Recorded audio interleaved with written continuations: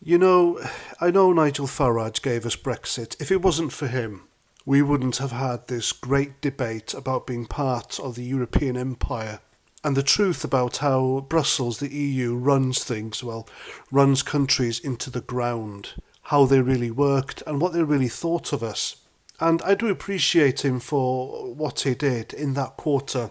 However, he's only gone and let us down one more time. Because not long ago, he said that he was going to take the Tories on. He threatened the Tories with his Reform Party because they kept letting us down when it came to Brexit. And the Tories have let us down with everything, especially immigration. Hundreds of illegal migrants keep crossing the channel every day on their little dinghies, and nothing is being done about it. The Tories aren't tackling it. And migration is still a huge, important topic here, especially for the people who voted for Brexit. So he came out literally weeks ago saying that if the Tories don't tackle this, then he'll be leaping into frontline politics once again to take them on. And this time, unlike in the last general election, he will not be telling Reform Party candidates to stand down in safe Tory seats. And I applauded that. That's what the Tories need. They need a threat, a credible threat, a kick up the arse. And I would have voted for the Reform Party anyway. But he's ditched it all now. He's even ditched the Reform Party.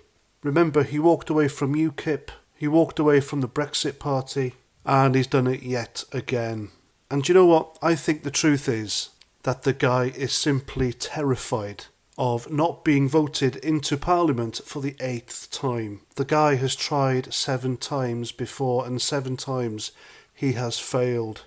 I mean, he was even beaten by a guy dressed as a dolphin, for heaven's sake.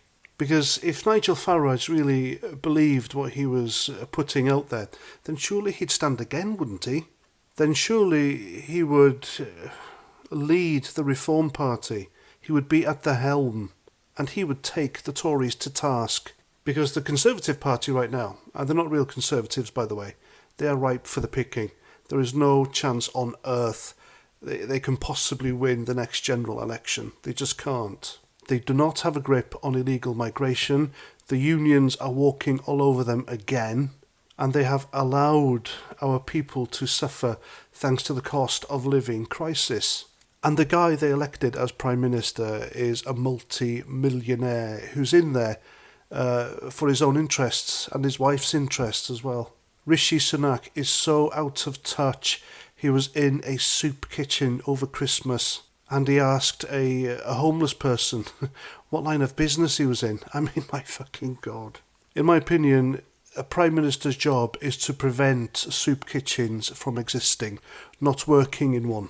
So the Tories are basically on the ropes, they're on their knees, and I think the only party that could have stopped a left-wing extremist socialist Labour government would have been the Reform Party under Nigel Farage. Because let's face it folks, Richard Tice just doesn't have the clout. So what's Nigel Farage going to do instead? Well, he's going to stick with his career as a presenter on GB News. And that's it. I mean, at least it's a safe job, I guess. But still, to come out again and tease desperate people in this country of a comeback with the ability to do something and then just not do it. It's not on, Nigel, if you're listening. I doubt you are. And I certainly won't be putting my faith and trust in him again after this, because the guy's a political version of a cock tease. Anyway, that's my video. Hope you like. Let me know what you think in the comments. And until the next time, take care of yourselves, have a great day, and Roger Trout.